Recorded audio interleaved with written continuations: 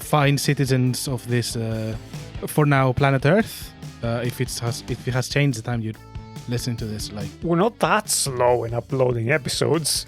I don't know, things are going crazy, man. It's not a good time. If this survives the apocalypse, our podcast, and this is what the next either generation or species of sentient life on this planet or aliens that visit the, I don't know, remnants of this civilization, if this is what they find, I don't know what conclusions they're going to draw about the human species.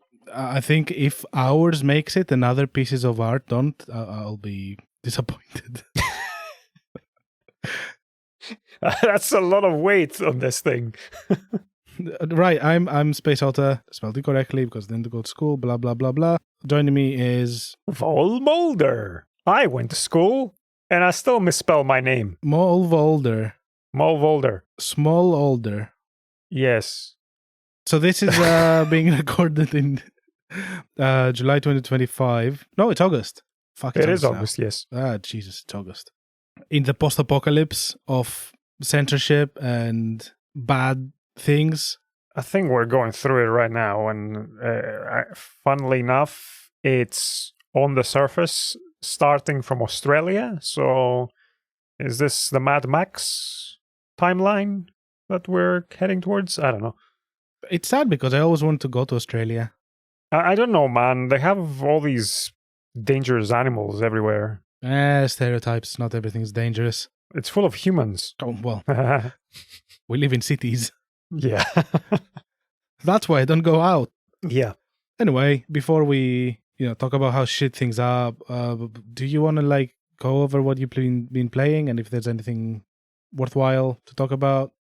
Or it's all shit and we should just fucking try to go back in time, yeah? The one thing I've been playing is very much on topic for this episode because we're going to be talking here about our first or really early gaming experiences and how we got into gaming. And what I started playing and streaming last week was the first Broken Sword. Yeah, you did. They have funny accents. They do. That game is still gorgeous. Gorgeous. It's lovely. It's one of the prettiest video games that have come out ever, in my humble opinion. And it's really old. It's hand-drawn animations. It's really nice. Ah, it is hand-drawn. Okay. Yeah, the animations explains a lot. Yeah. I don't know how this game... partly I wanted to revisit it because last year I played Blade Runner, which I had not played before. And I was amazed by how good it was. And then it made me think, oh no, I don't know where this stands now when it comes to my top list of adventure games. Because I think this is topping it. So now I need to go and play the ones that I had at the very top of the list, and Broken Sword was there.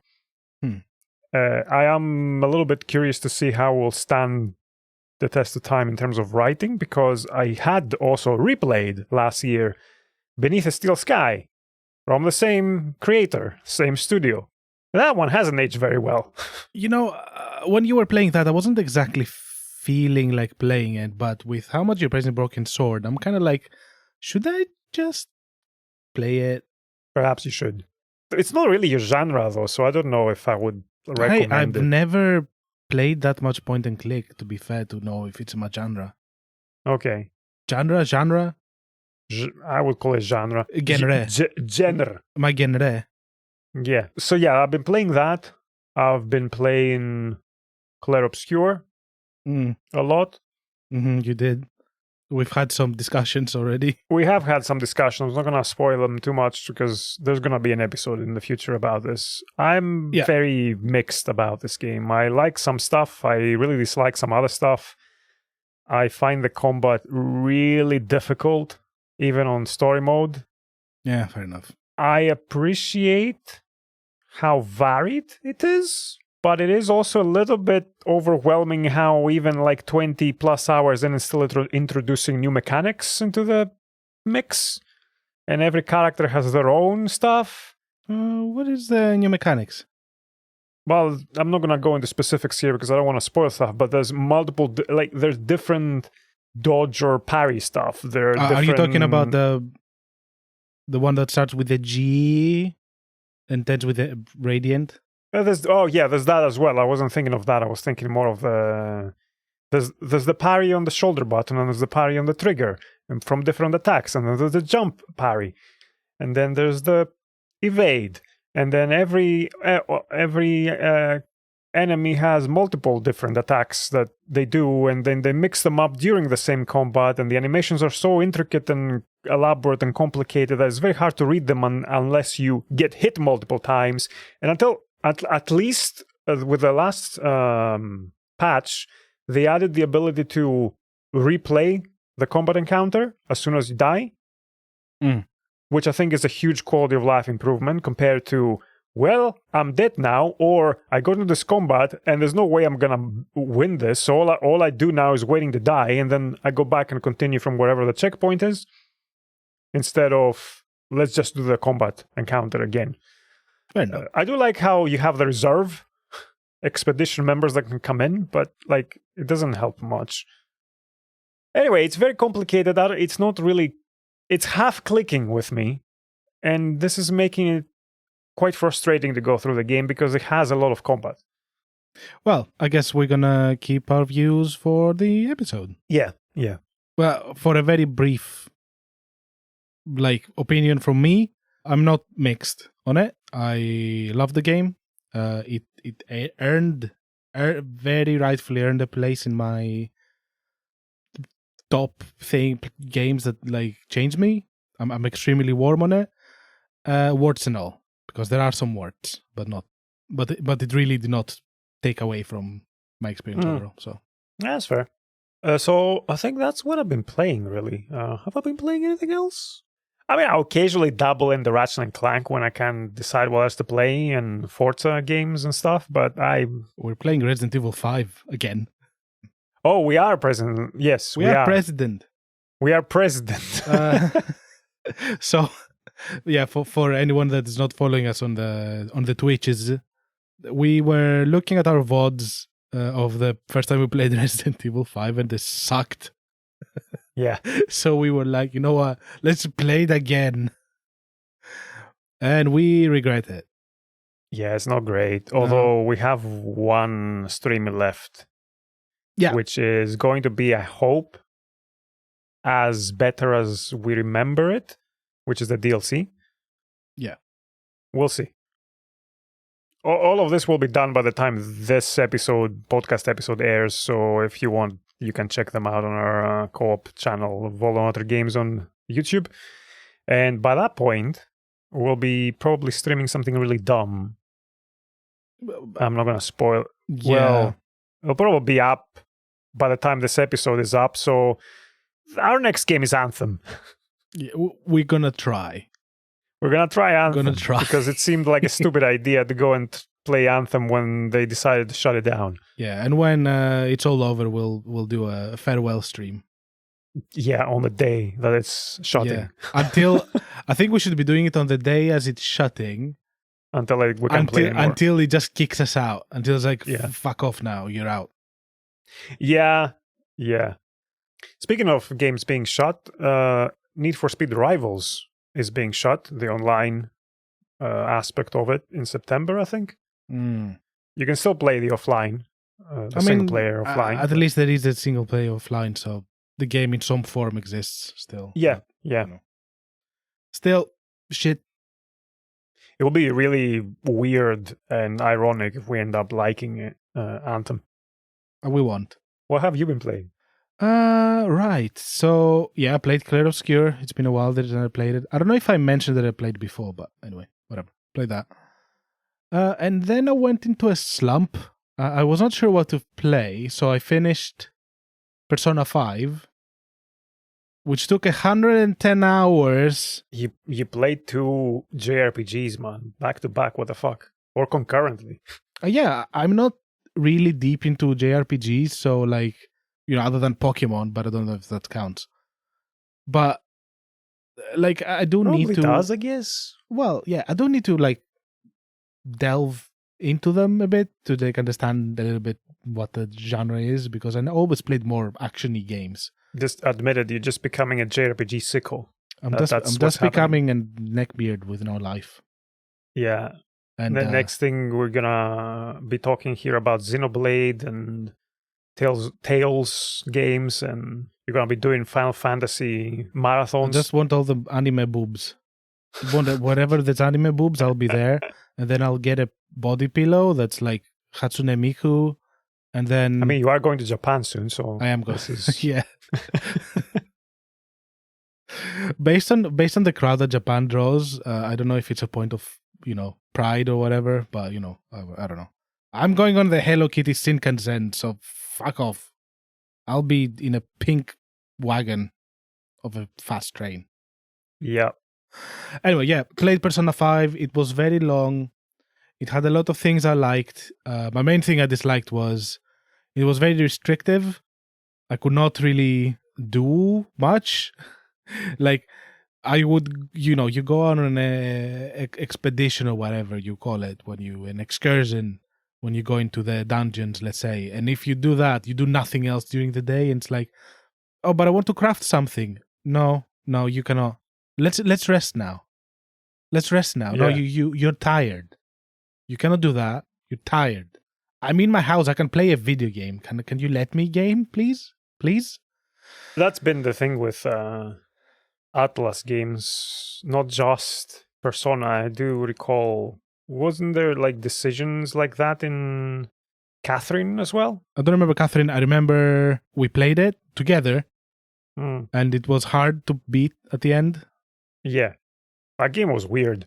It was weird, and I have a very positive, semi-positive opinion of it. Yeah, same. I don't know how much of that is colored by the fact that we're playing it together, but yeah. I have a feeling that I felt that there was a sexism thing going on around there, but I don't remember the game itself, so I don't know. I can't be sure either at this point. Yeah. With Persona 5, like, it has really good characters that the moment their purpose is served, they become a stereotype of themselves and they just stay in the background, which is weird. It's like, oh, you did something really interesting with this person. Now they're just being a douche.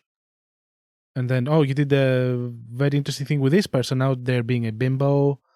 Like, why? Like, almost like they're giving up on their own characters at times. Until, of course, like, cutscenes and the finale hits. Also, I thought I finished the game and there were 20 more hours left, which was annoying. It was really long. And I hope whatever else I pick up, it's not going to be as long as this. Yeah, I was looking at your list of backlog stuff yesterday because you were telling me that you were you couldn't decide what to play after these games and all that, and I'm like, maybe it's time for another backlog quest. Yeah, and I was kind of tempted to suggest Final Fantasy VII, but I'm like, nah, let's not do this to you now. Have you finished it? The remake? Yeah. No, I was in the middle of it, and then you insisted I play Clair Obscur, so like pause that to play Clair Obscur. Because it's, I don't know. They are so different. It's so hard for me to compare them. I think Clair Obscur is a dark, depressing game with weird humor in it that doesn't click with me at all. Final Fantasy VII is a very dorky, humorous game with a serious theme running through it somewhere behind all the dorkiness. And I find it funny. So if you don't click with that style, that it does, I don't know how much you can... I did delve a little bit into Final Fantasy VII, the remake. I've never played the original one. I played 8. We were going to talk about it later. But I never played the original Final Fantasy VII, despite the spoilers that exist online, whatever. I started playing with the remake. It did not click for me. And I stopped it. Do you remember why or what was it that didn't click? I think I told you, just found everything very stupid.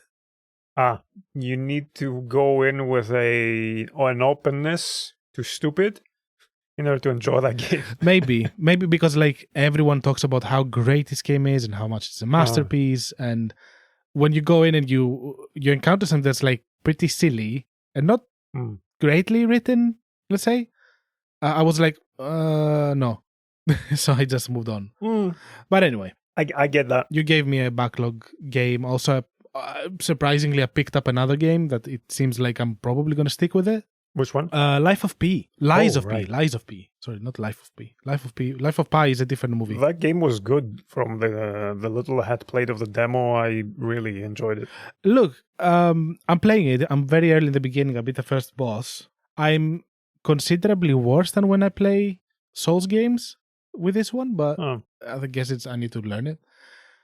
My main issue with Souls likes, quote unquote, is that none of them manage to nail that responsive feel. Like, it never feels as good as playing Dark Souls or Bloodborne or whatever.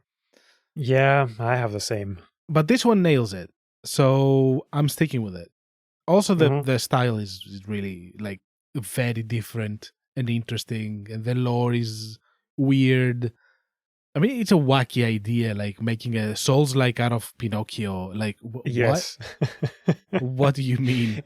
It's also the closest to Bloodborne that any of these From-like games have gotten in terms of aesthetics and style. And yeah, I'm keen. I'm going to continue it. Not a lot to say right now. I'm impressed so far. Awesome. It's in my list of things I really want to play at some point, but I'm still halfway through Dark Souls 3 and I haven't played Elden Ring, so I'm not gonna go and play that before those. Yeah, I mean, potentially I could play Dark Souls 3 again a bit to see and remember, because I did love Dark Souls 3. I hope that in the next 12 months, I'll get around to at least finishing Dark Souls 3. I don't know about Elden Ring because I know it's very long. Elden Ring is long, and it's... Yeah. I think at times it gets harder. Okay. Like, I haven't played the DLC of Elden Ring. Maybe that... No, not yet. Not yet. After the holiday. I don't know. It's like... It's a very subjective thing sometimes, the difficulty with the For Software games, because I have heard from a lot of people that Bloodborne is their hardest game when they had come out. And I have a friend who, for example, like has played Demon Souls and Dark Souls multiple times, and he kind of noped out of Bloodborne because he found it too difficult. Interesting. And then I went into Bloodborne and I clicked so much better with it than I have clicked with any Dark Souls or Demon Souls game from them. So I don't know. Yeah, for me, with Bloodborne, Elden Ring, and Dark Souls 3, I clicked very quickly. I could not click with Sekiro. Whatever I did, I was not good at it. And Dark Souls and Demon Souls were a mixed bag. Demon Souls more than Dark Souls. Demon Souls had a lot of bullshitty bosses and a lot of cheese I mean, like, you could cheese stuff a lot, and like a lot of moments that I was like, this is shit. What the fuck are you doing here? Fuck off. What you just said makes me hopeful about Elden Ring, because I agree similarly that matches with my experience. Bloodborne and Dark Souls 3 are the two games I've clicked the most with. So Elden Ring, what gives it an up compared to Dark Souls 3 for you, if you click with Bloodborne, is that it has a lot more customization and a lot of variability when it comes to play styles. You can make like vastly different builds and characters, so you could almost emulate a Bloodborne play style. I mean, I played 3-4 hours of it just because I was curious. I got it, and I'm like, I want to see what it's like, and felt great to play. The first 3-4 hours, I'm like, good. This is gonna be after I finish the other one. So yeah, it feels great. I want to play it again. So potentially, when you start it, I could join you and also redo the playthrough and play the DLC. The problem is I have it on Xbox. Join you as in like we play together, but we play at the same time. Right, okay. Because when I got it, I only had an Xbox. I didn't have the PS5. So yeah. Well, maybe in the next Xbox, we're both gonna buy an Xbox next. So I guess we're getting into the grim reality of current times. Yes, I don't think I'm gonna touch an Xbox after this generation, dude. I don't know if there's gonna be an Xbox. Not in the same way, for sure. No. It might be branded because as an I'm Xbox, but definitely not buying a Windows 11 Xbox branded PC. yeah, yeah. It kind of feels like a nightmare this year. It's been bad. Yeah. And like, of course, it's like elsewhere as well, job wise and reality wise. But I don't know what's going on in the games industry. Everything's going to shit. Xbox fired how many people? We don't know. We know that Microsoft fired 9,000 people and that a big chunk was from the Xbox division, but we don't know how many were from the Xbox division. No, they're not going to disclose that. So that's going bad. Studios are being closed. And the most recent hit we got, I mean, the video games got, not we, was the Visa and MasterCard or American Express strikes on itch.io Or censorship. Or quote unquote payment processors, because MasterCard has denied this, but then Steam came out and said, no, it was MasterCard didn't communicate directly with us, but it was through their payment processors. So technically, MasterCard saying, oh, it wasn't us, might be true, but yeah. Anyway. I think it was a third party. I think that was the main thing, was Stripe. That's pretty much everywhere. Basically, what they said is that they don't want to be used or be used in a platform that has adult themed items. We should say where this has started from, because this is coming from a group that purports to be radical feminists from Australia called Collective Shout. And they have been going after video games for a while, They had tried to ban Detroit Become Human from being sold in Australia because it was depicting child abuse. I remember that. Supposedly. That was like years ago. Yeah, been going at it for a while. It's not new. Something is happening now that their shtick is actually starting to work. And they're against what they call the pornification of media. So anything like that has become a target. They also seem to be anti-abortion on other levels. They seem to be also taking issue with video games depicting urination. So I guess Death Stranding comes under that category. So Death Stranding is banned in Australia now? I don't know, but they want it. I actually yesterday I was reading a story on Gaming on Linux website, and they were reporting how I can't remember what's it called now. Let me just bring it up just to see the store, because I wasn't familiar with that store, so perhaps a name drop might be worth doing here for an alternative store that offers some support for Linux. Zoom Platform. Did you know Zoom Platform? I did not. Okay, so Zoom Platform is a website that sells video games. Quote from their announcement. As you are likely aware, there have been a number of adult title delistings across the industry. One of our payment processors made us aware that a, quote, fellow member of the industry, end quote, was concerned about our content. After we heard from the payment processor, we immediately engaged in lengthy discussions with both PayPal and Stripe. We worked with our contacts and the aforementioned payment processor to develop a tripartite solution to ensure the right to free speech and freedom of expression, as well as to protect the safety of our valued customers and partners.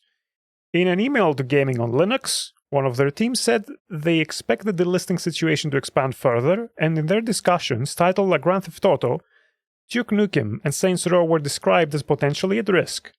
I am really curious to see how this will play out if this group goes after Grand Theft Auto. I have a feeling that Grand Theft Auto is going to be untouchable. Which is both good and bad. I mean, it's a huge company that can defend themselves and their rights. That's what I mean. Like, what is happening now is that a bunch of small indie developers are having their games that's taken down from web stores. Like, well, not taken down. I think they don't come up in search bars at times. I think that's in itch. So Steam has delisted some stuff. Yeah. I think itch.io had removed them from being indexed. So you couldn't search for them, but then they also, I think, removed games from people's libraries as well. Well, that's shit. No refunds? I don't really know. I've not followed it very closely. GOG so far has not been affected. GOG also ran a campaign. It wasn't too advertised, but for 48 hours they had a bundle of a bunch of adult video games that they were giving out for free as a response to this, which I guess would ensure that if you claimed them, they wouldn't disappear if they disappeared from the store. So people would still have them and they could share them because they're DRM free. But it's a problem, and I think it's paving the way for a lot more of this happening, and a lot of more of this targeting LGBTQ plus creators and any depiction in video games and whatever they deem it to be bad for women or children, which tends to be how it goes. Yeah, I mean, I think a lot of very negative and horrible movements currently are going under the pretense of wanting to, help children. For example, the current Online Safety Act. Or the Online Safety Act, correct. In the UK. But I think it's gonna. I'm not sure what's gonna be the reaction to all of this. I don't know what is it gonna expand. Are people gonna hit back? I'm not sure. But what I know is that like games that I like and games that I love and potentially would love will start losing traction. They're going to start becoming more faded away just because someone that calls themselves a feminist, who they're fucking not, says that they're unsafe. Consume Me was one that was hit by this, and the developer basically was going up trying to show basically what the game has, and literally there was nothing in it, nothing that was not safe. And I was like, the standards as well, they're so fluid and flexible, just to grab whatever the fuck they want to just delist.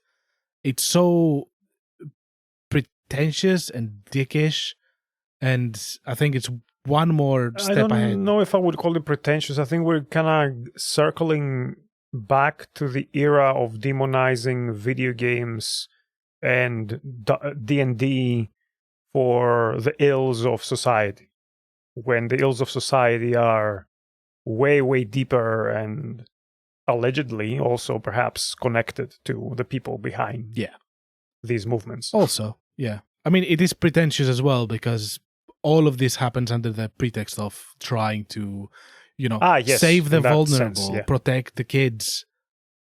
And none of these kids are gonna A, grow up in a normal place where they have like art in all its forms, or B, gonna have their privacy like respected. Protect the kids, save the kids. The thing with video games, people like go after them, and D&D in the past with all the Satanism craze and all that kind of stupidity that has been that the US has been exporting over the decades to the rest of the world, stemming from basically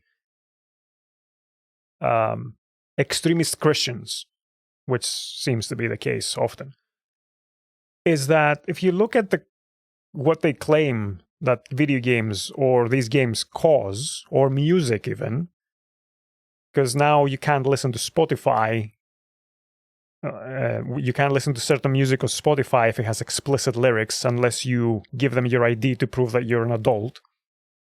So we don't see any statistical correlation.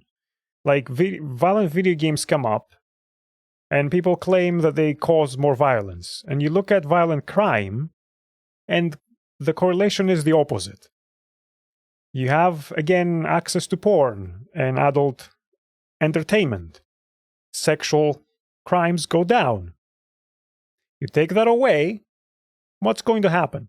I don't know if it will go the other way, but certainly doesn't go the direction that these people are claiming. It's not like people start playing more video games and then they become more violent. That we have never seen this. What's happening is that they're censoring art. And what I've seen in the past is that art is being censored under dictatorships. Yes. And that says something. Take that as you will. And they take, usually the playbook is either terrorism or the children, because then if anyone has any objection to this, the argument goes, what are you? Are you defending terrorists? Are you against children? And then it becomes an undebatable, untouchable topic. Well. But yeah, I'm curious to see what will happen when this goes up against behemoths in the industry that have a larger power than Hollywood even does when it comes to stuff like Grand Theft Auto. I'm curious. Well, it sucks that it has to go there for it to stop, because I don't think they're going to stop if let's say that doesn't work, unless something happens on a court level that then prevents this from happening ever again. I think they're still going to go after the small creators because they will be able to. Yeah. I mean, I always feel whenever this, like the new moral panic comes out, I feel like it's a bubble that's going to burst and the next victim of this kind of people is going to come up. I don't know how and when that will happen, but it is a bubble and it's going to burst. But it's important to also say that we also should not stay inactive in this, because part of what makes this possible is them making a lot of noise and getting people to sign petitions and then go to stores and payment processors and go, look, we have a lot of support. And then people like us may look at them and go, look at these fucking idiots, what they're saying, and then ignore them. But they're not going away. Yeah, don't ignore them. Make noise. So make noise. Look, complain to your banks, to Visa, to whatever. Sign any petitions you can find. Yeah. I don't know if it's enough, but we shouldn't stay quiet on this and hope the crazes will go away. Yeah. Anyway, do you remember the Satanic Panic? I do remember the Satanic Panic, although I can't remember if that was much of a thing in Greece. Oh, it was. It was. Because my dad was in Satanic Panic all the time, so I can't really separate. So, back in school, I must have been 10, maybe 11, 12, like between 9, let's say between 9 and 13 years old. Situate that in time, because we have quite an age gap between us. Yes, that would have been between 2002, 2006, let's say. Okay, right. I finished high school in 2003, just for I finished high school in 2011. Priests would come to our school, and they would leave out like the monthly magazine, let's say, of the Orthodox Church of our county. Okay, yeah. And every month it would have goddamn, I have not actually kept any of these. It would have been very fun if I kept them.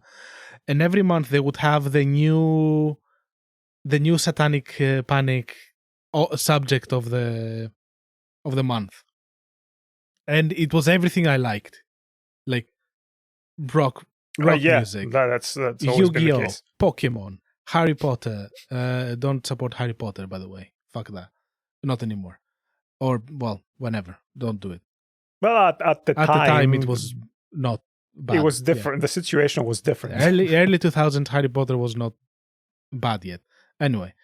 What else? Beyblade. Video games. I think Grand Theft Auto San Andreas came out on that. Okay. Every month they would say they would display how everything was really, really, really, really satanic.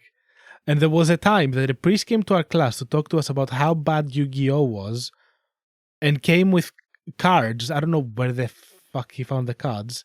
And he would like take them out and he was like, look at this devilish image. Satanic. So they were actually going out and buying Yu-Gi-Oh cards to come to school and preach against them? From what I know, they took it from a kid that went to Sunday school. Oh, okay, because that would have been really funny if they actually went and actually paid money for No, this. I think they took it from a kid. Told him this is satanic, leave it. I'm imagining a priest going into, like, I don't know, a fantasy shop or something. We have no fantasy shops where I'm from. Very tiny town. Fair enough, yes. Yeah. Fantasy Shop was, I don't know if it still is, a franchise of stores in Greece that had a lot of tabletop role-playing stuff, Warhammer miniatures, all that kind of shit. Unfortunately, like there were just a very small handful of shops in main cities that you could find this stuff. Where I was from, it was a small village. Still is, not was. It's not destroyed yet. No, you had no chance of finding them. We had no chance of finding Yu-Gi-Oh cards or whatever either because they were not selling them. Only you could find some fakes, and I don't know. I don't remember Yu-Gi-Oh cards being a big thing where I was. A lot of people were playing Magic the Gathering. I think they were a little bit after your time. The Yu-Gi-Oh became popular in younger kids around 2001, 2, something like that. Okay.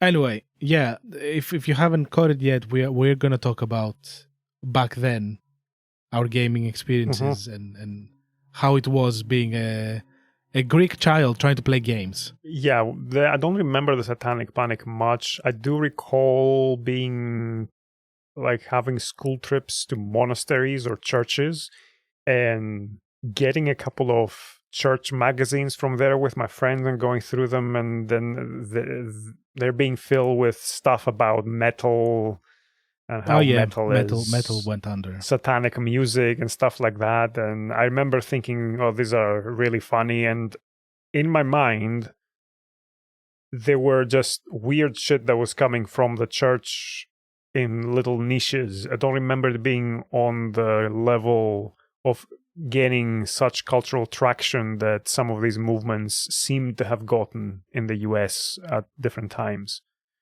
to get things into courts and get government bans and all that stuff. Yeah, I don't remember that ever happening in Greece. No, I'm not sure. I know that they tried to make some noise, but it just did not hit. Yeah. But hey, look at us now. Did it not stop us? Quite the opposite. But yeah, as I said, my dad was in satanic panic mode all the time, so it was hard to separate what was just his prejudice and what was more widespread in society. Yeah, I mean, I think my dad partially as well was very against, I think mostly my music, but that's a different topic. Yeah, it was mostly for the music. The video games, my dad was against video games for like the traditional reasons that an older generation is against video games, that it's bad for your eyes, it's bad for your brain, it's just brain dead. Yeah, well, funny on them, studies have come out that show the opposite, but anyway. Yeah. So, yes, he was very against video games. So much so that I didn't get my own video games until quite late. So we are going down a memory lane trip here in how we started playing video games. For me, that started with, so I lived in an area where a lot of my schoolmates and friends had video games, like consoles and stuff. I didn't. But because it was a very small suburb, it was just a matter of like going to the next block or to the next street to see my friends and play stuff. And I could just tell my dad, hey, I'm just going cycling with Jim here or with Steve or something. And he would be like, yeah, great. And then we would meet with our bicycles and then go and play satanic video games. Well, no. So it was my first contact with video games was passing a Game Boy and a Game Gear along in class or during recess. In class, are you some sort of like rebel? No, I was just a nerd. I became a rebel later. So there was a lot of playing Mario or something until you died, and then the next kid played until they died, and then it would pass it back and forth and stuff like that. That is very familiar. For a while, like this was kind of how we would share games as well as kids. And I do remember finding it fascinating. I had at some point gotten, I don't remember now how I came to have this, but there were some devices that only had Tetris on it and nothing else. Oh, yes. I don't know if you ever came across those. I did. A friend of mine would have it, and I think in reality, it might have been the first time I played a game. Like, it was one of those. It was like some... Yeah, so I had one of those, and it had like some different modes as well, if I remember right. And all it had was that. And so I have played a lot of Tetris because that was the only thing I had. I have no idea how I came across this. Perhaps it didn't register as a video game to my dad? Maybe also it was like very proto video game, so it wasn't quite there. Like... And it's possible my grandma had gotten this to me, or my godmother or something, and it didn't seem threatening enough because it was very limited and very simple. So yeah, a lot of that, and then a lot of wishing I had my own Game Boy until I convinced my grandma to get me one in secret, and then she would, I think I've mentioned this in the episode 0, she would like keep guard while I would visit her, and I would play, and then she would be like, "Oh, your dad's coming," and then I would hide the Game Boy. That's very sweet. Yeah, I have a list here of video games I had played, and I ended up having Super Mario Land. Yep, was the thing that we would pass along, and in school. NBA Jam was another thing. NBA Jam on the Game Boy. Yep, the Game Boy. There was a Game Boy version. There was a Game Gear version that one of my friends had. Game Gear wasn't popular among my friend group. It was mostly Game Boy that most people had, and Nintendo. There was only one person, or no, two people. But one was my friend. The other one, it was just a schoolmate that had a Game Gear, and it seemed like this super advanced, modern magic thing that had color at the time, because the Game Boy was just this monochrome greenish thing. But yeah, and I played a lot of NBA Jam on the SNES as well, but mostly on the Game Boy. And then I had The Amazing Spider-Man was a game I had on the Game Boy. A game called Goal! I played a shit on all this.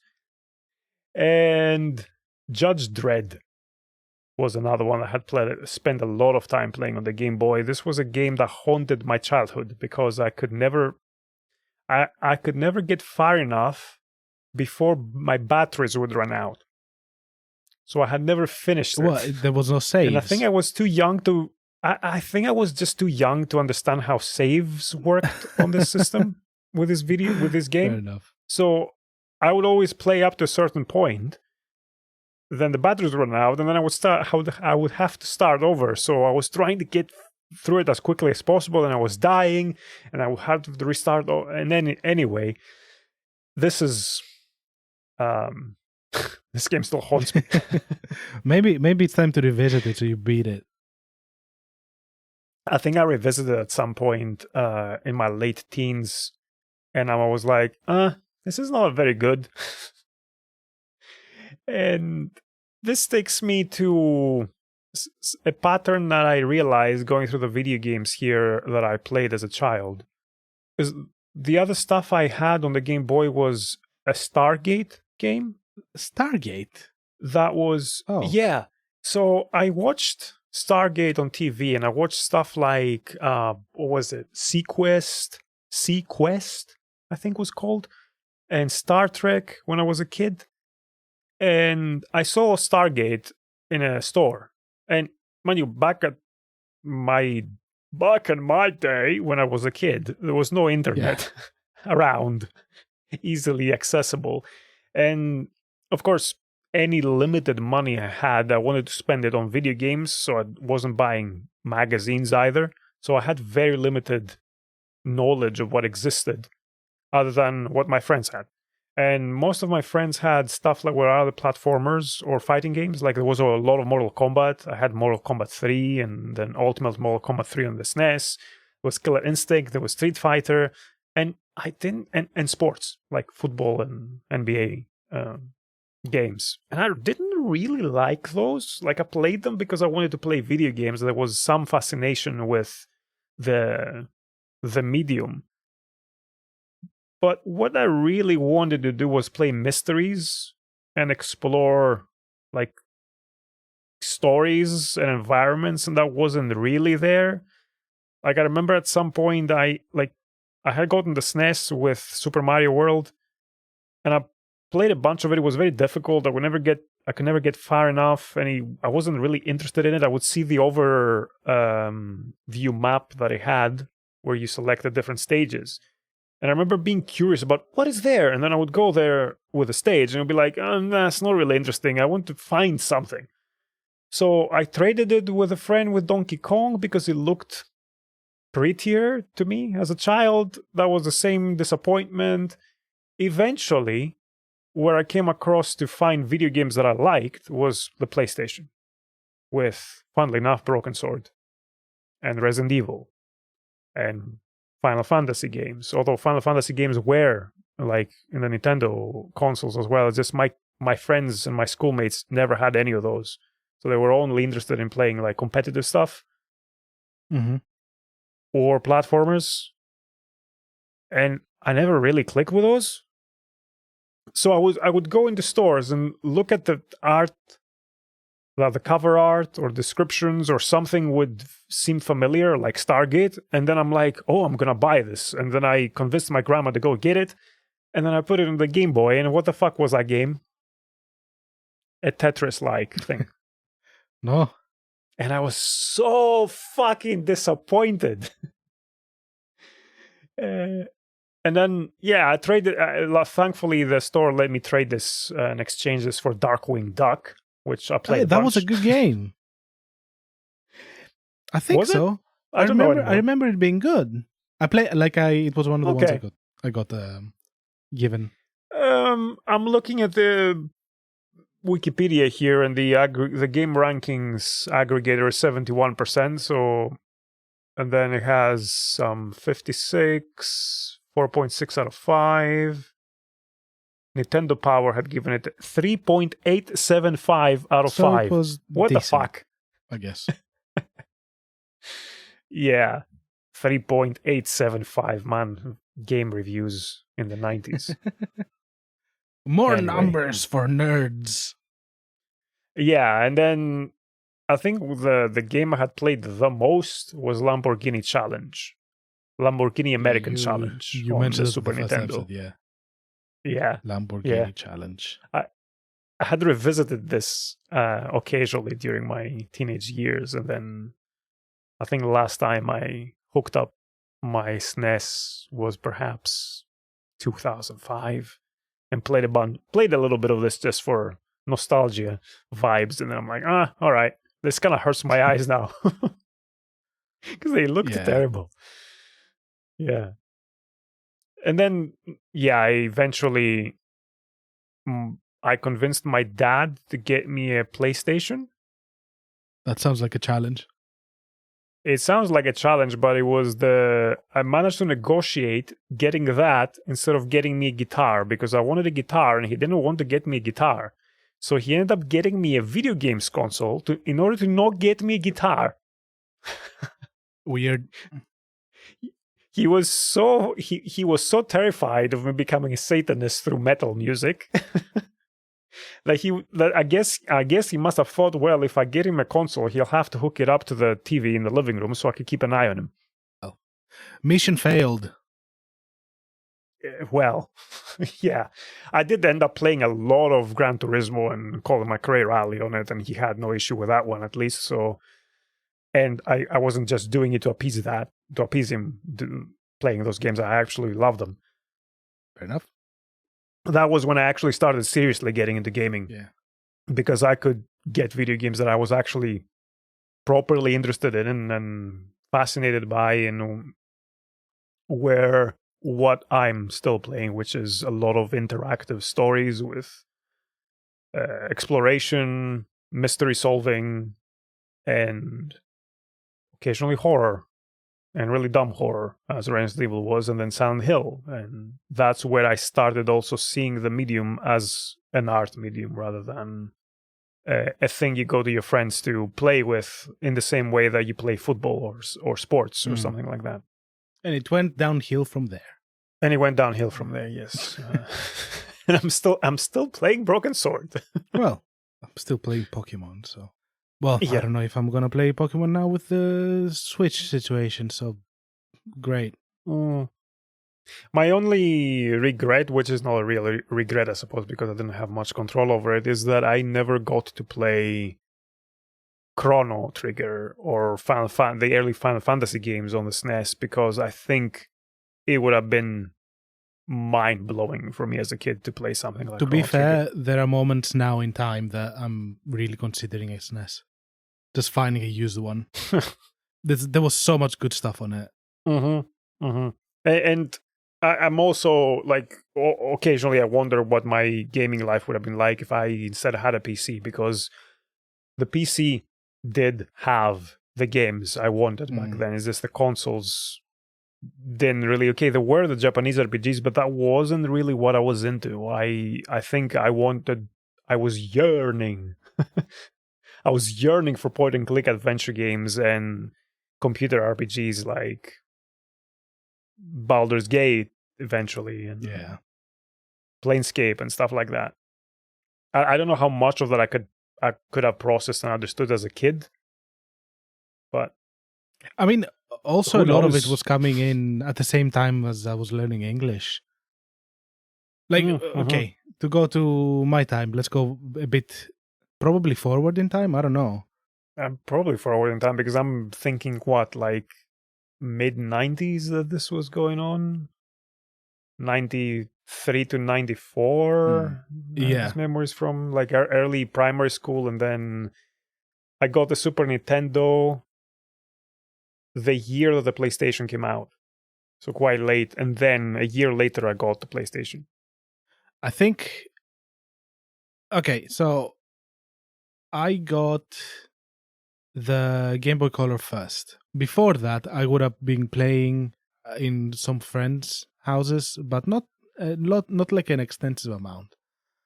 So I played a lot on the PS1 in some friend of mine place, and they showed me Oddworld, and they showed me a Lion King game and a Tarzan game. And an Aladdin game. Did you ever play that Hercules game on the PS1? I did. It was one of the ones that I played, and I'm very nostalgic for it. I think it came in the demo that came with my console. Yeah. No, they had the full thing. They had loads of games. Unfortunately, wasn't there much. But what I was gravitating towards that they had the Game Boy Color.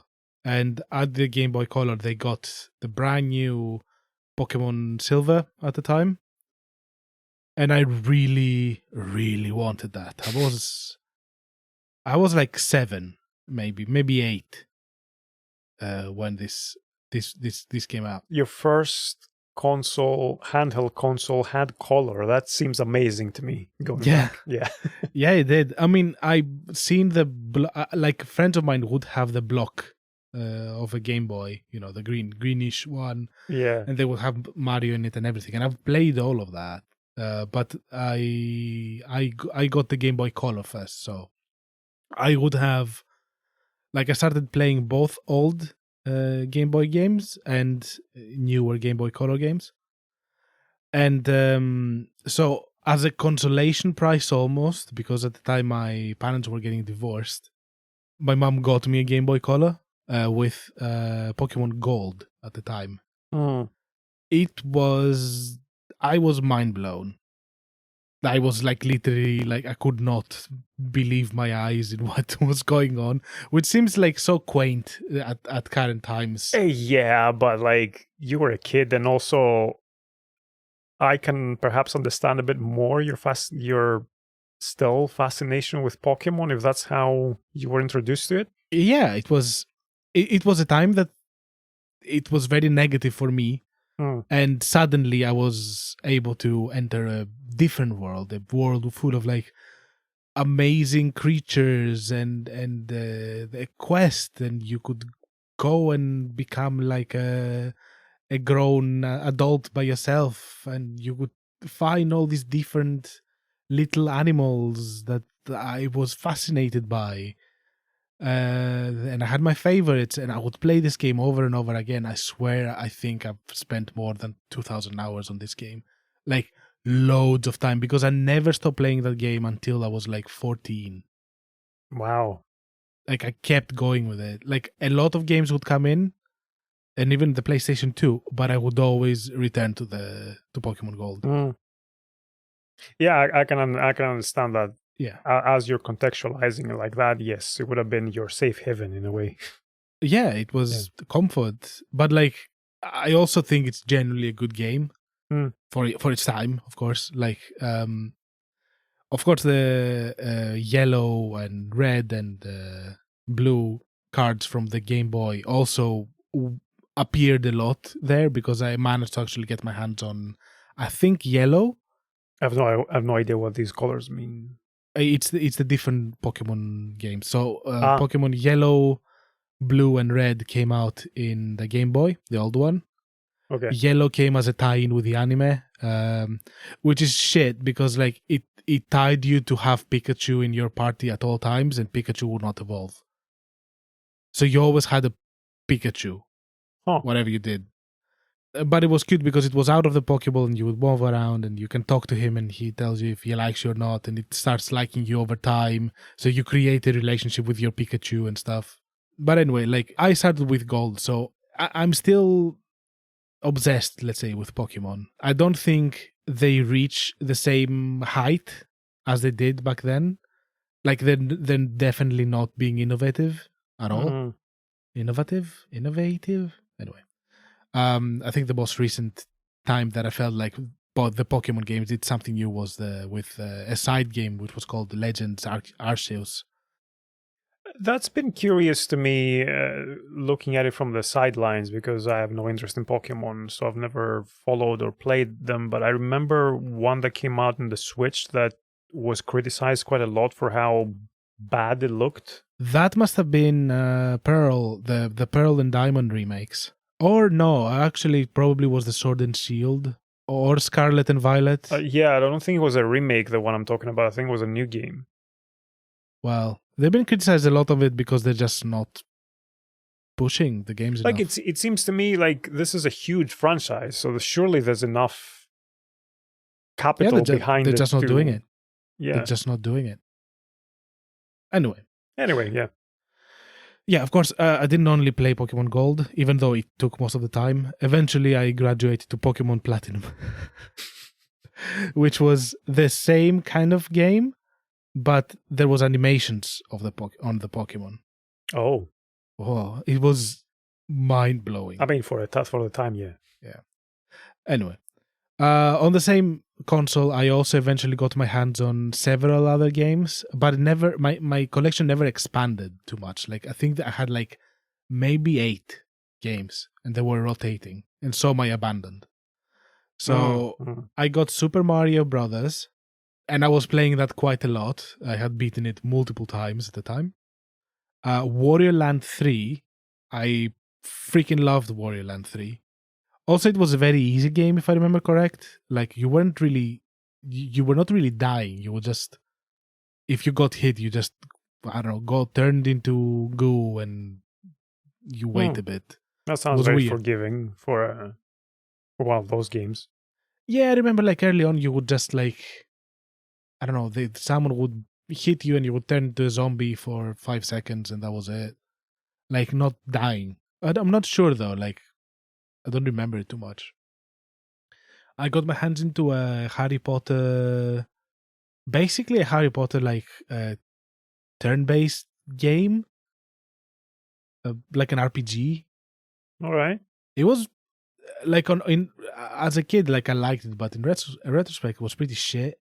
Like I don't remember it being particularly good as a game. I got someone or somehow I got my hands onto a 007 game. 007 The World Is Not Enough. Was that a PS1 game? No, it was a Game Boy Color game. Oh, right. Huh. I could not go through the first stage. I had no idea what to do. So I abandoned it very quickly. It's strange how there are some games like that from childhood. Like I have memories of being stuck in a cave in Tomb Raider, not knowing what the fuck to do and how to get out. And that was it. That was my experience with I think Tomb Raider 1 or whatever it was on the PS1. I mean, I still unfortunately I've lost a lot of my cassettes from back then. That is the one that one of the few that I found, and I was like, God damn it! Out of everything, like I could not find Wario Land, and I loved Wario Land 3, and I ended up just buying it. I found it and I bought it. Well, at least you got it again, yeah. Yeah, and one other thing that I played back then that really I really loved was Kirby's Dream Land, to the point that I would say that maybe I still love that game.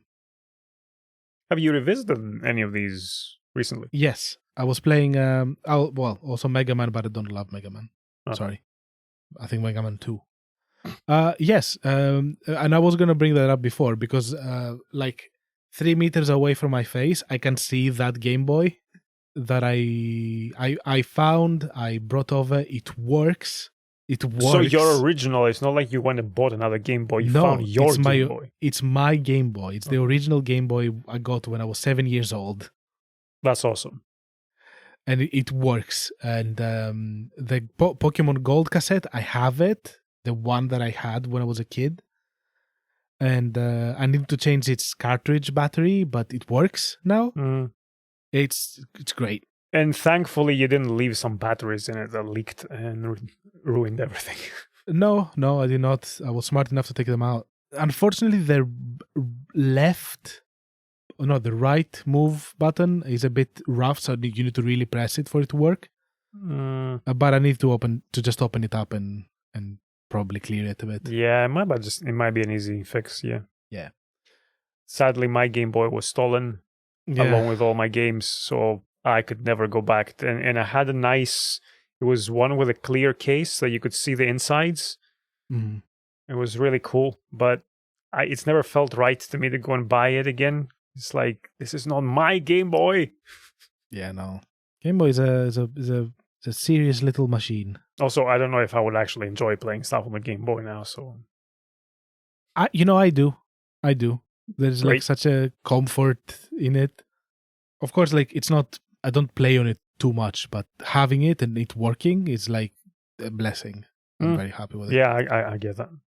I'm also not really much of a handheld gamer, if I'm honest, so there's that as well. I am, but it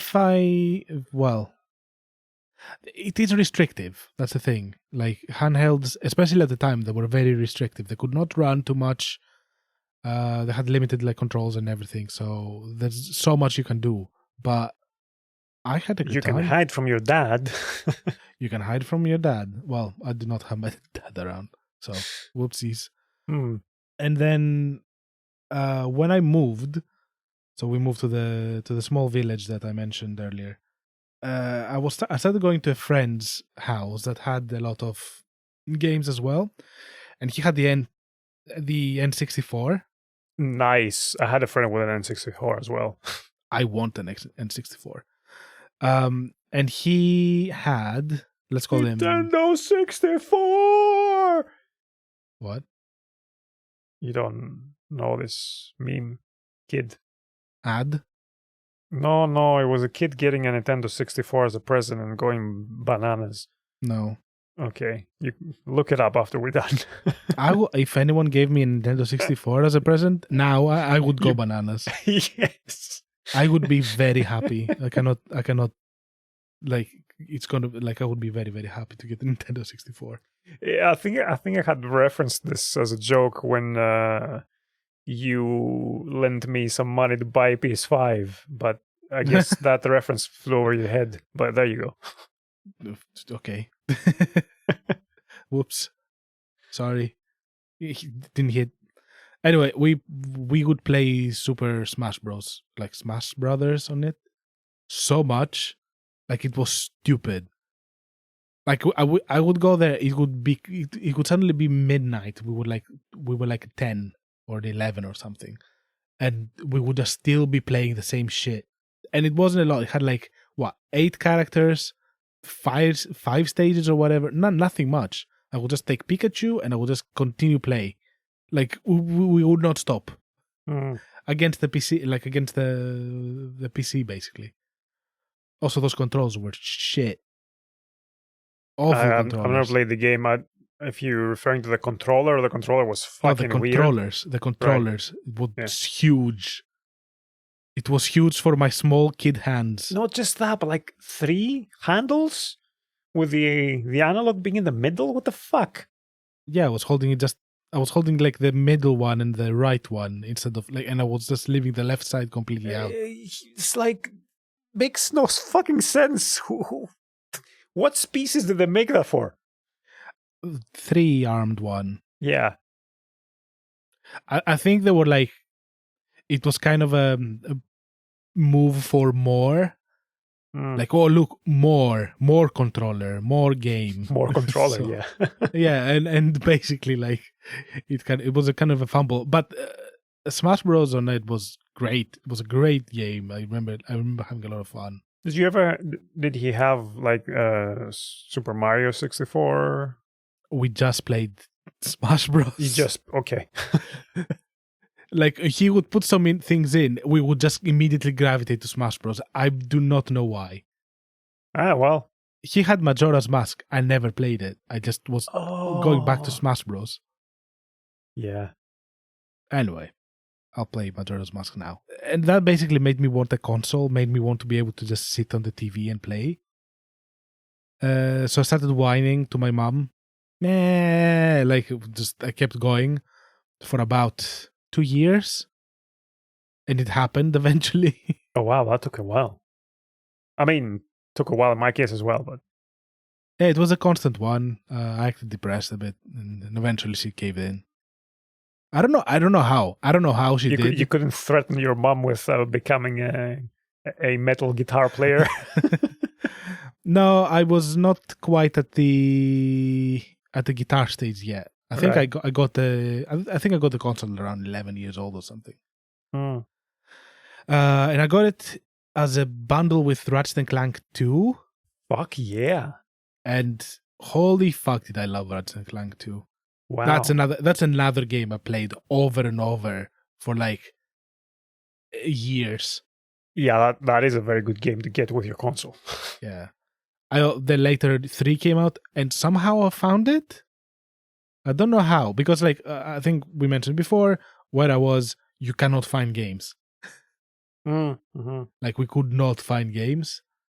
And yeah, the PlayStation 2 was a fucking ordeal. Like the problem was I could not find games. So even if I had like an allowance that would allow me to get one, I could not. Like there was no shops there. So whenever I was going to the city where my grandma used to live, that's where I would like have a small excursion with whatever I had on me and just try to find something without any information about it. Like I was not buying magazines because those did not come to where I lived because it's a very remote place. So whatever I thought was something that I wanted. And thankfully, the PlayStation also came with a demo disc, which introduced me to something. Yeah, that was the demo disc on the PlayStation was such a world of opportunities and wonder. Yeah. It introduced me to Dog's Life. I would play that demo so much. Like we're talking like on repeat, just the demo. Demo would finish again. Yeah, I did similar stuff with the demos on those consoles. I had played the same 3 stages in Colin McRae hundreds of times. Yeah. But 2 years later, I found the game. in a shop for nothing. Like it was like, what, 10 euros or something? Wow. And I was like, holy fuck. And I bought it. Just another 200 hours plus spent on this game, probably.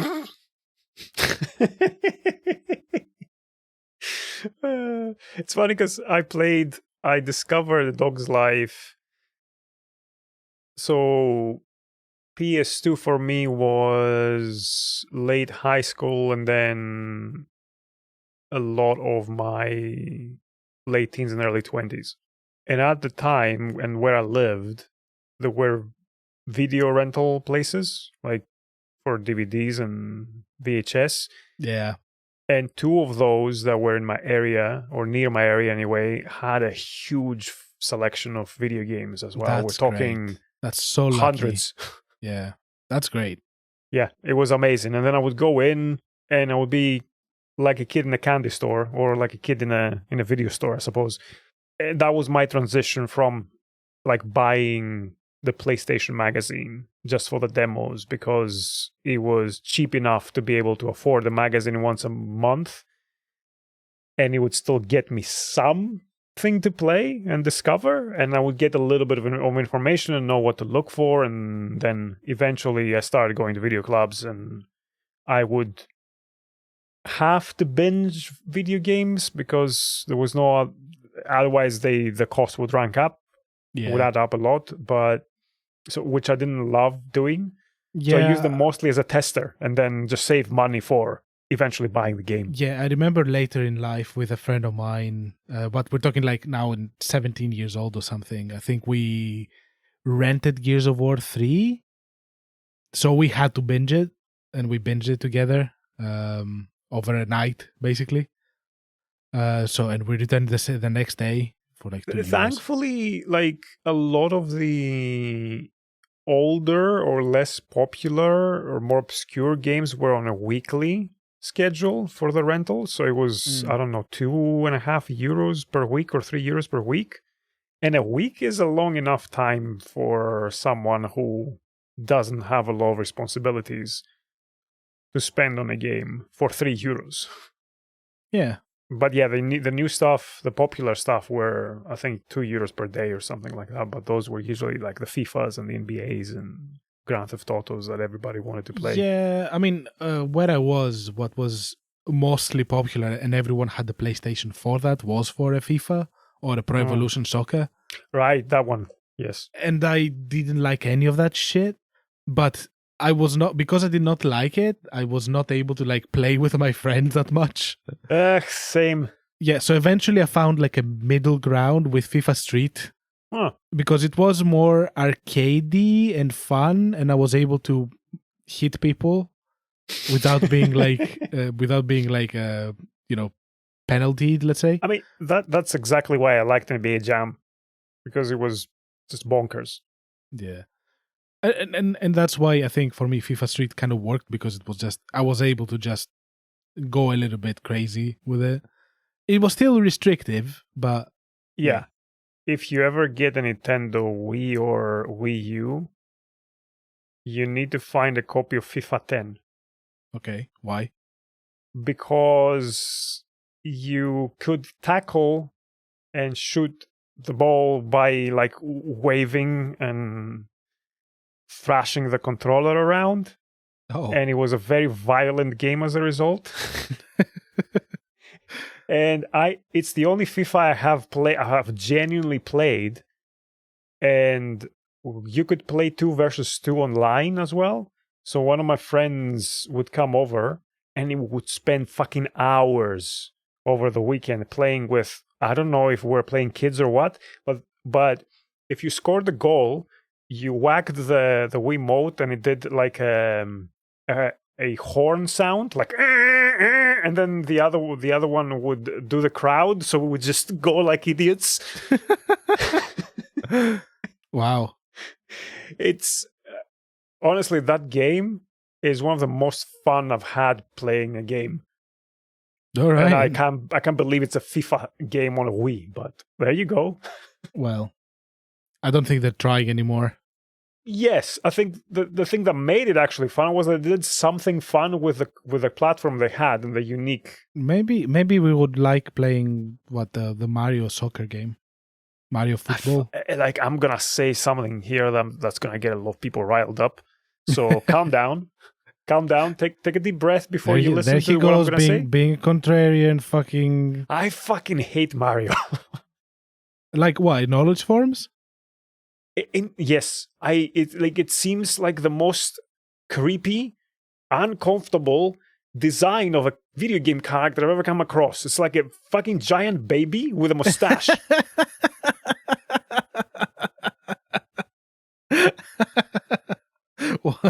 A giant baby with a mustache. It is. He's a cute guy. He's a short, cute guy. He's not.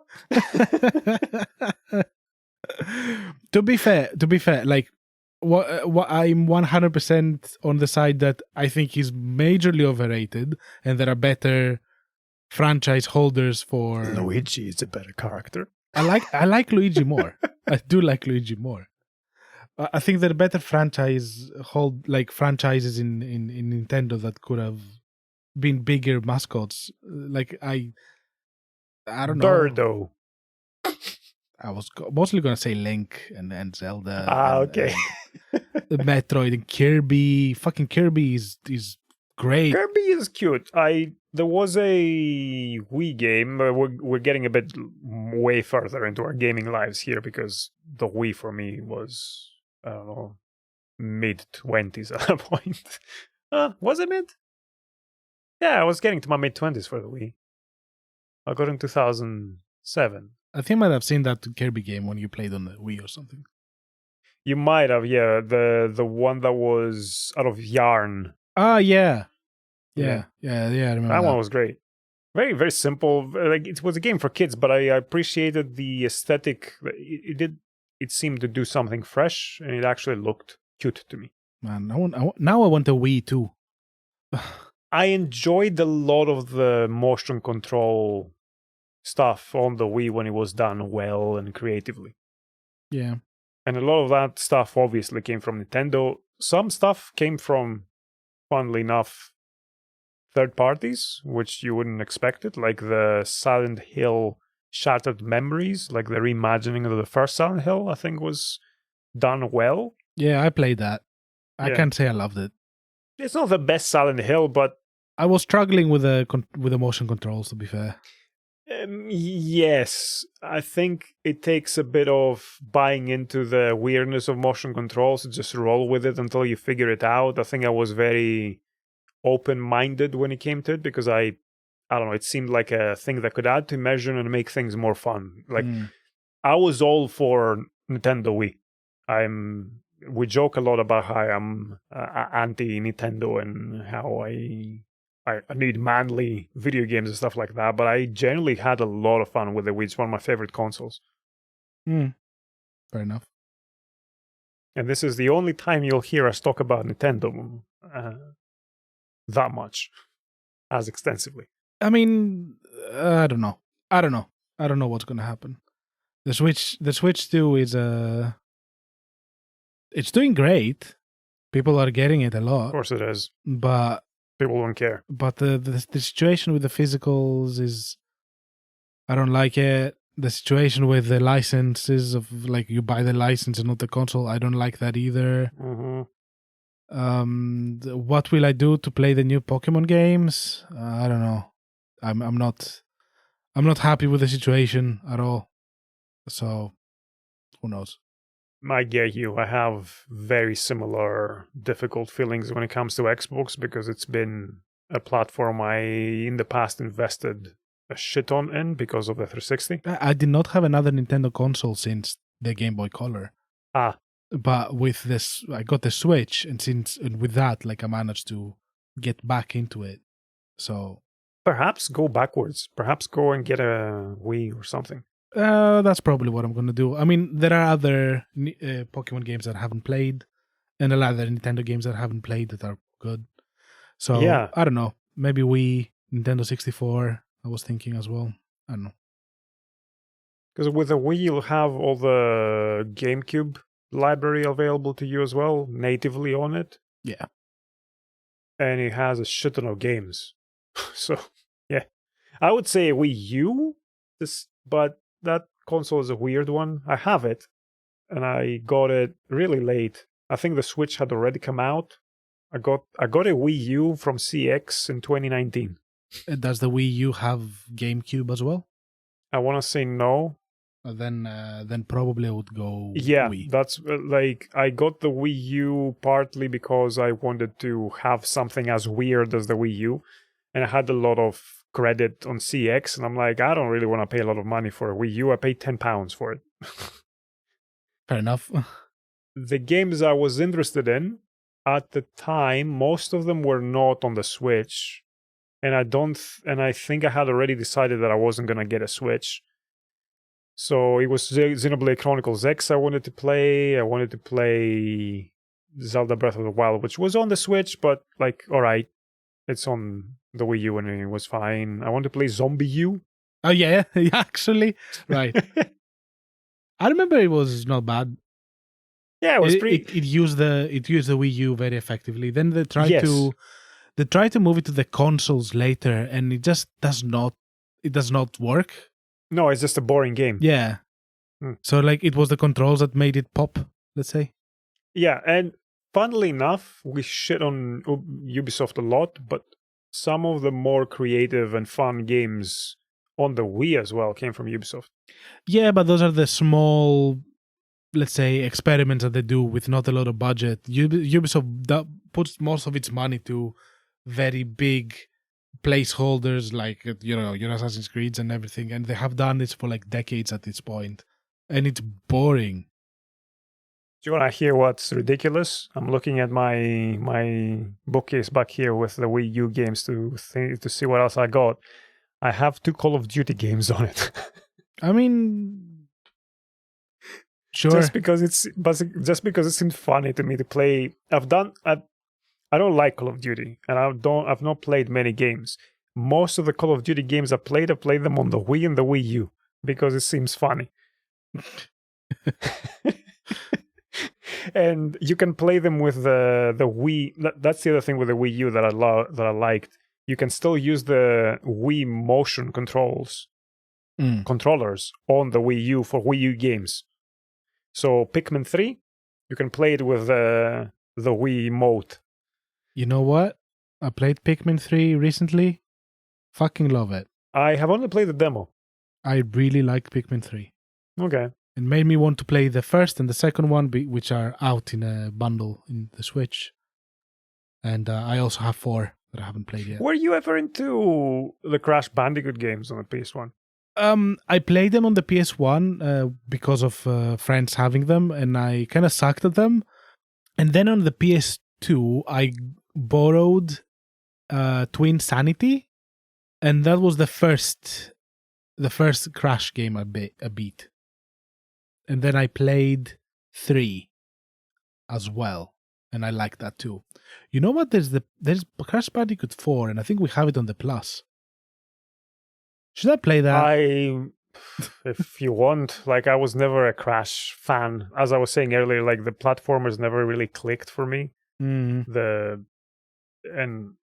sadly, a lot of my friends were into that stuff. For me, the things that really stand out from my early teens, when I got the PS1, were Resident Evil games, Metal Gear Solid, yeah, The Broken Sword, Final Fantasy 8 and 9 and 10 eventually. So 8, I think 8 I played. It wasn't in the PS2. No, it was PS1 game. Was it 9 that was in the PS2? No. On the PS2 it was 10, 11 and 12. So probably I played one of them. You probably played 10. Probably I played 10. Tell me a little bit about it. What do you remember anything from it? Nothing. Okay. 0. I remembered it looked gorgeous. It was probably 10. Yeah, I remember it looked really beautiful. I finished it. I don't remember it because it was not one of the games I replayed over and over and over again that was happening at the same time as this came into my hands. But yeah, like the really informative ones from the PlayStation for me was Ratchet & Clank and then Jak 2. Don't know if you played Jak 2.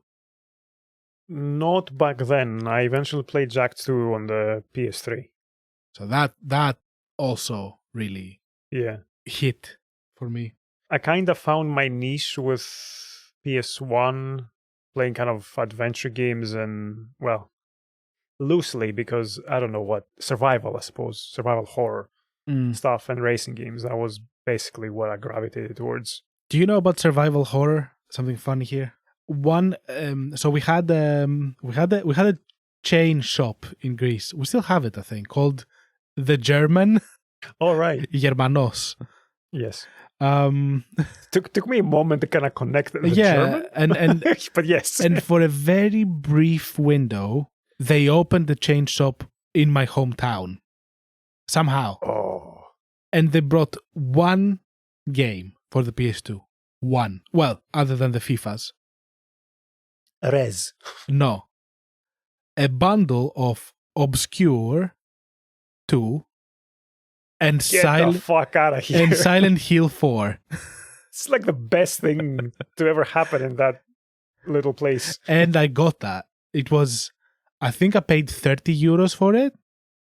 So it might have been more expensive. Oh, man. But I got that, and fuck me, did I suck at both of those. Did you?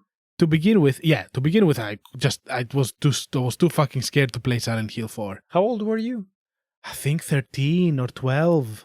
Okay, you were quite young.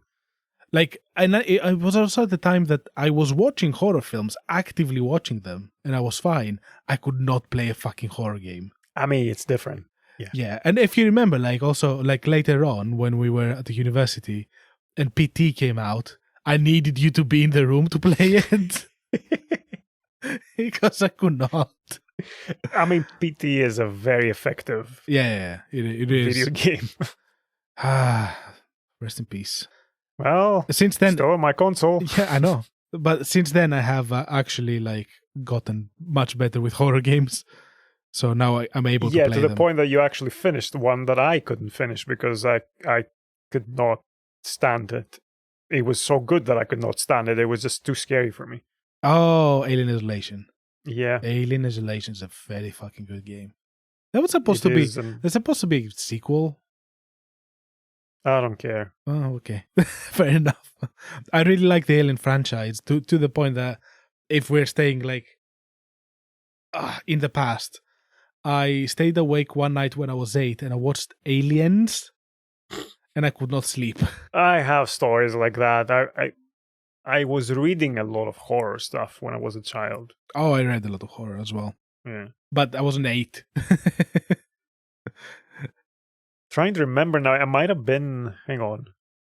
I met someone that we became friends with at language school. Like, so for anyone who is not from Greece, and probably most of you listening aren't, because this is in English and we're not really promoting it in Greece. But anyway, there were a lot of after-school private tutoring centers for languages in Greece. I'm guessing still are. So yeah, they still are. English was taught in schools, but at the time, to properly learn another language, you needed to go to those places. Still the same. Okay. So I've not lived there in like 13 years now, so I'm not really sure what's going on anymore. But third year of primary school. How old are you in third year of primary school? 8 or 9? Third year... 8. 8 to 9. 8 to 9. So 8 to 9, this guy was a year older, so he would have been 9 to 10. He introduced me to Metallica. And also, he had a PC. So I started to glimpse some stuff on the PC there in terms of video games. But it seemed too weird to me, and I couldn't quite figure it out because PCs were this weird thing I didn't understand because I didn't have one until much later in my life.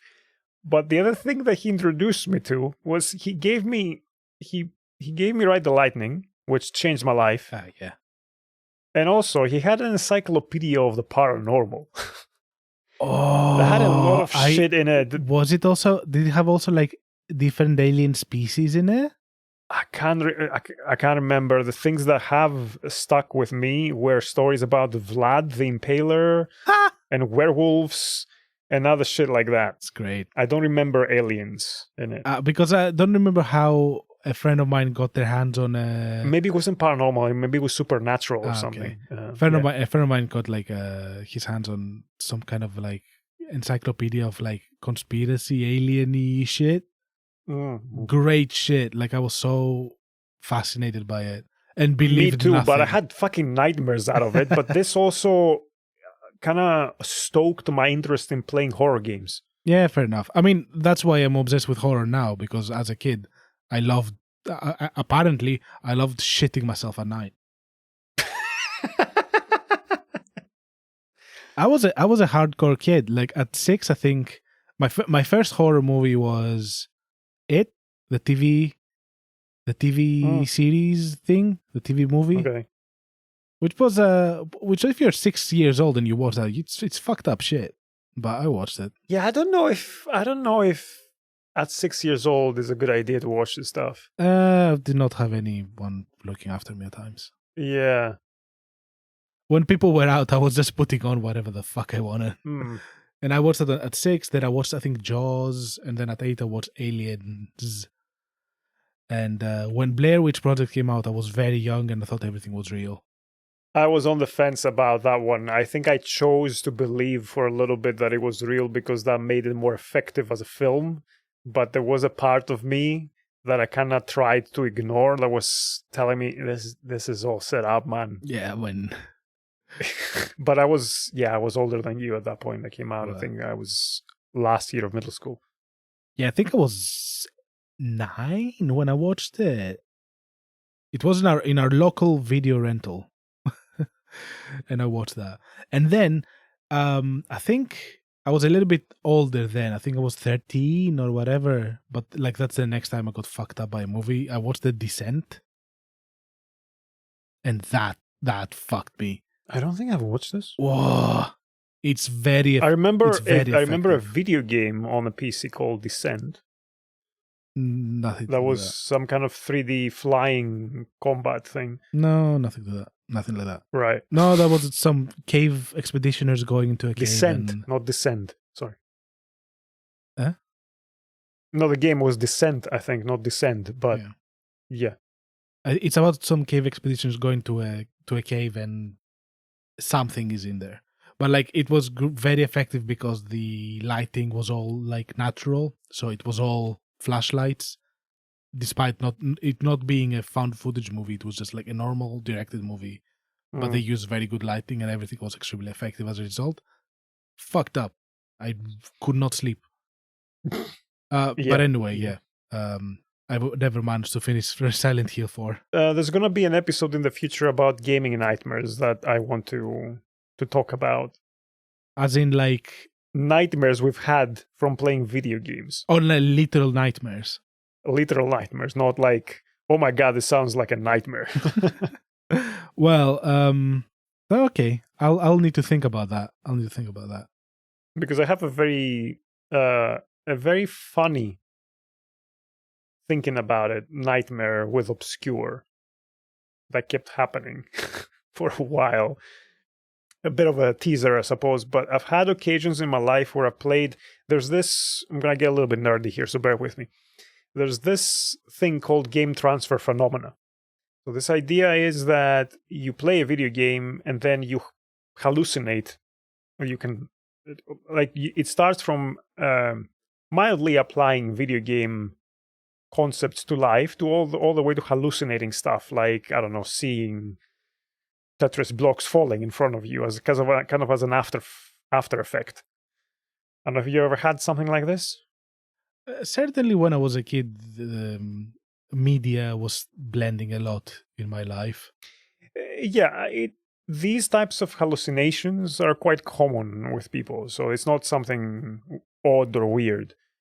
And it could be like really small stuff, like you play a lot of Assassin's Creed or something, or you play a lot of Uncharted, and then you walk out and you see buildings, and immediately your mind starts thinking, how can I climb this? Or you start looking for yellow ledges or something like that, and it happens kind of automatically. That's an example of a game transfer phenomenon. And it can go all the way to auditory and visual hallucinations, such as seeing health bars over people or exclamation points if you play too much, I don't know, Metal Gear or Sims or stuff like that. I don't get those, although I can get weird earworms and small, almost clips that replay over and over in my mind's eye. Mm-hmm. And sometimes in my life, I've played video games a lot and then went to sleep, and I kept dreaming the video game, and I could not wake up from it. And I would wake up kind of because I'm like, oh my god, I need to stop playing. And then I would wake up and go, okay, the console's off. I'm dreaming. Okay, it's okay. I can go back to sleep, and then it will happen again. Fair enough. Yeah. Okay. I don't know if this has meat for an entire episode, but it seems like I don't know. I'm curious if you ever had stuff like that, but let's not go into that now because we're already getting a lot of very, very off topic here. Yeah, we're quite off topic, but I guess that's part of reminiscing. Like, it's a history of a life of games. Funny enough, you mentioned that a friend of yours gave you Ride the Lightning and changed your life. Yeah. My uncle gave me Kill 'Em All and changed my life. Nice. It was the first time that I liked music. Either is a very good album to start with. Yeah. But do you know how I learned about Metallica? St. Anger was out that year. And I saw that, and someone played the song, and I was like, that's loud. I want to know more. And I asked my uncle because he liked music a lot, and he gave me Kill 'Em All. I was like, holy fuck. Then he was like, forget that shit. This is the good stuff. He did not even mention Saint Anger. Yeah. But yeah. Perhaps that's the best thing to do, not even mention it. Yeah. Well, but, you know, I eventually found it anyway. But it never worked as much. So a little bit of context outside this episode. You brought over, like in this past year, I think you brought your PS2. Yeah. From Greece to where you live now, and I bought a PS2 on eBay this summer with a few games that I want to revisit. Not all of them. I still need to find Darkwatch. I mean, I found it, as I have not gotten it because this one was a bit more expensive than the other games I got, like Toka Touring Car Championship and Gran Turismo 4 and A Dog's Life, which I need to hold off playing until you play it. And a few others. I have the Legacy of Kain Soul Reaver 2. Those are very expensive to buy right now. Yeah, thankfully I still have it, and it was in great condition because I was generally careful with my games since I got the PS2. You know what? I was too, and sometimes I would land a game and it would come back in shit condition. And I would be very angry with me. Like Ratchet & Clank 3, they fucking destroyed for me. Anyway. That had happened with all my Resident Evil games and Silent Hill 1 on the PS1, because on the PS1 I was still a bit naive and younger. So, first of all, I wasn't super careful with them.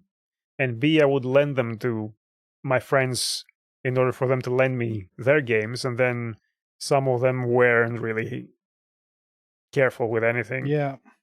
So not much, sadly, has survived from the PS1 for me. And I had given my PS1 to a friend of mine, and then it eventually stopped working. And then I repurposed that power supply for some fans for my amp. So anyway, but no, my PS2 still works, but it's in Greece. So I bought another one here. And all the games I have from it are still in great condition. That's great. It's really great. But yeah, so we both of us have been thinking of doing some retro dives, both on and off stream. Yeah, I do need to clean my console, and test it. I need to get a couple of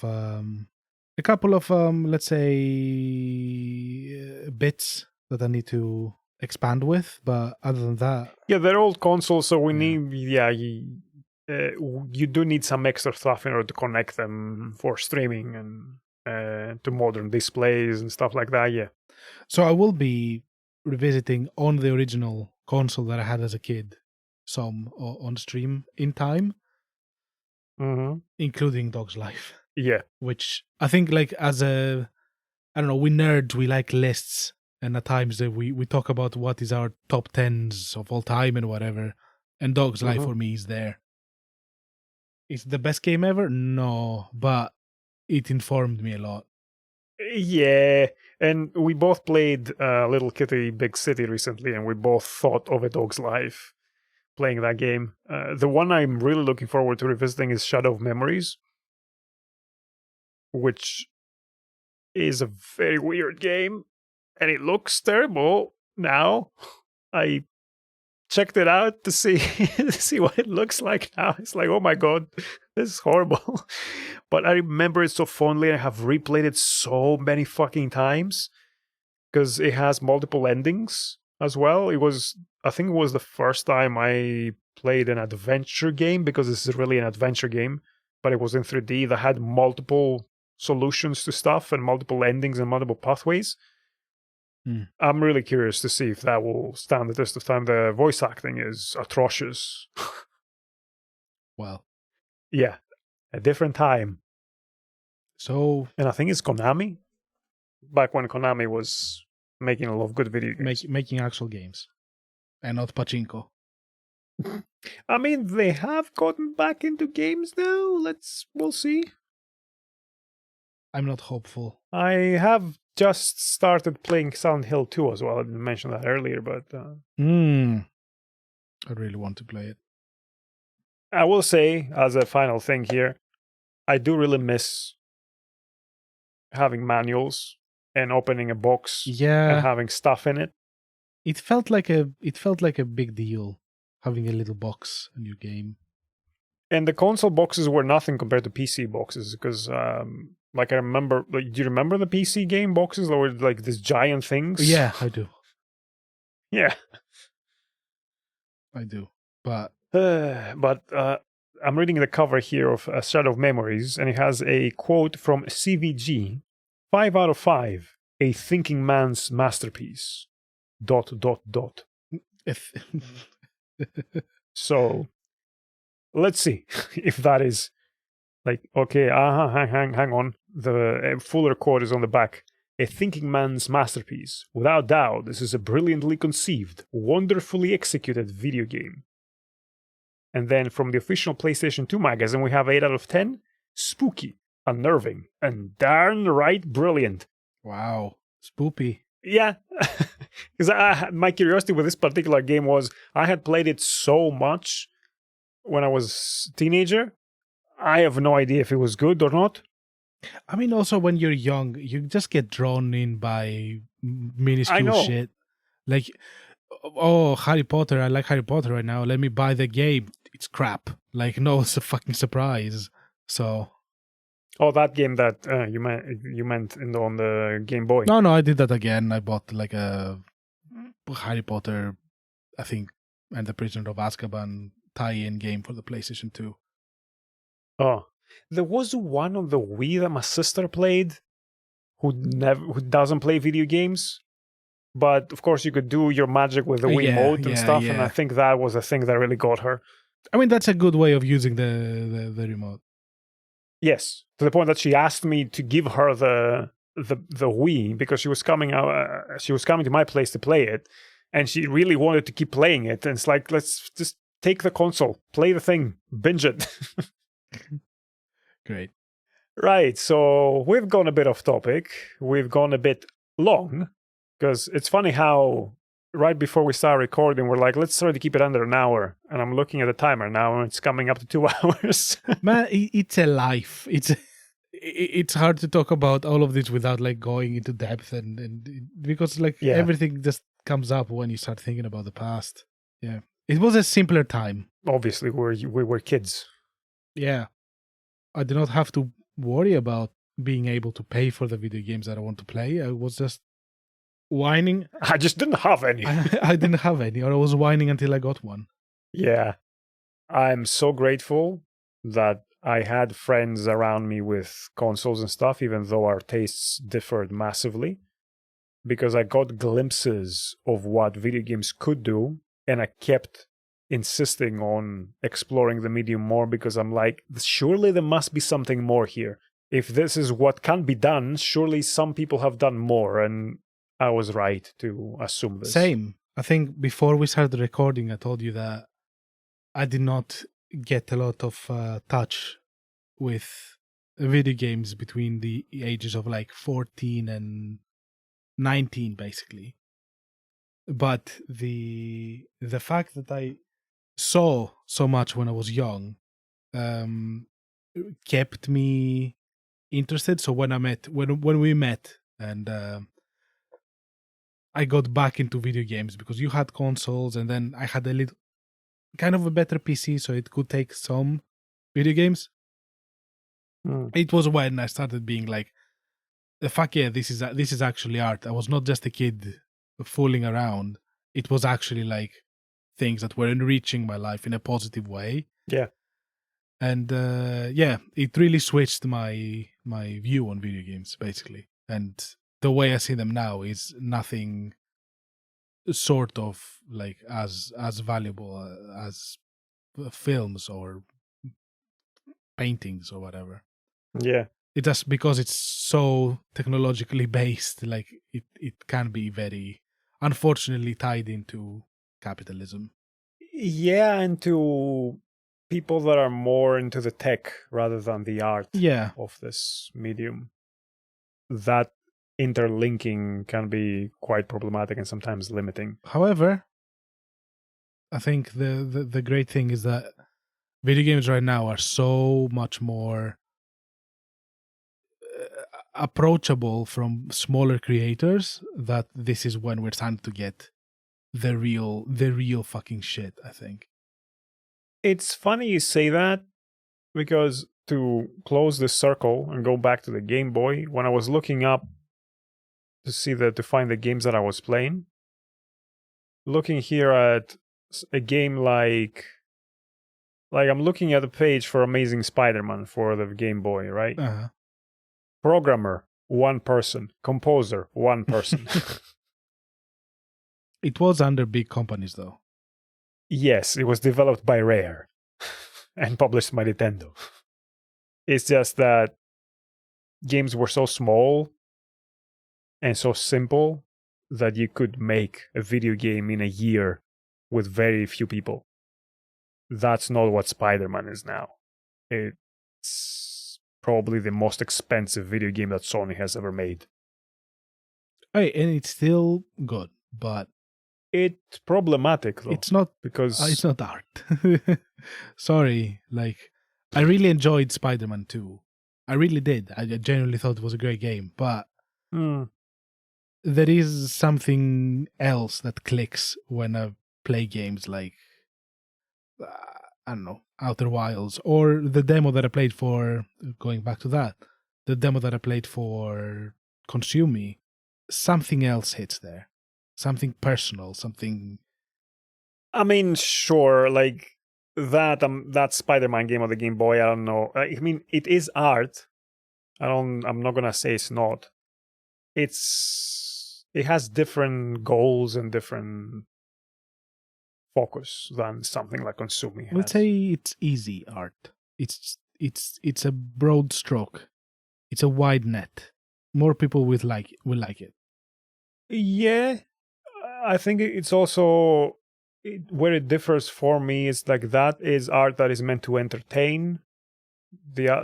Something like Consume Me, it's an expression of someone's processing of their own life and their own trauma and trying to communicate that. It's something very different. Yes. Similarly, you can have like music, like I don't know, Dr. Steen from that's the pronunciation of that, from Halloween, and then you can have the Keeper of the Seven Keys as well from the same band, and both are art, but they're wildly different songs. I never liked Halloween. Sorry. doesn't matter. Like, if I am to say something similar, Devin Townsend has Vampira and Glacier. yeah, or that. Like, and I don't really like Devin Townsend either, so it's a good example because it doesn't matter if we like it, and it doesn't matter if this conveys or expresses something, and this can express something else. They're both art. It's just their goals are different. And I think we're really going off topic.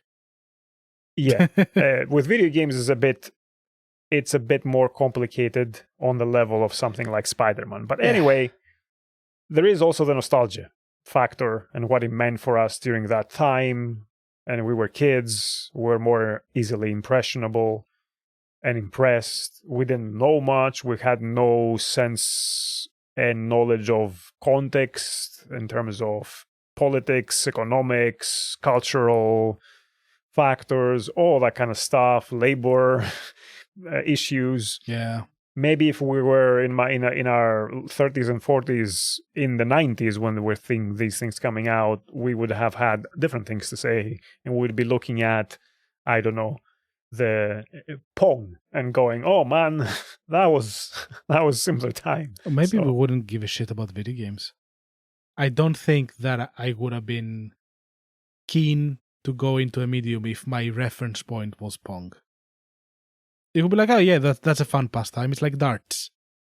But then I wouldn't go further than that. Yes, and I guess video games were that. Yeah, for a bit. For a bit.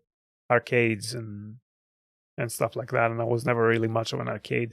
And arcades, in fact, is where we somehow have gotten now back to, which is continuously trying to milk money out of the players. Yeah, I mean, it's funny that we're all being not all, but a lot of gamers are being very nostalgic about the old school arcades and how they're all closing, but they were money suckers. Yeah, they were intentionally designed so that you would lose, because if you were to beat the game, you wouldn't spend more money on it.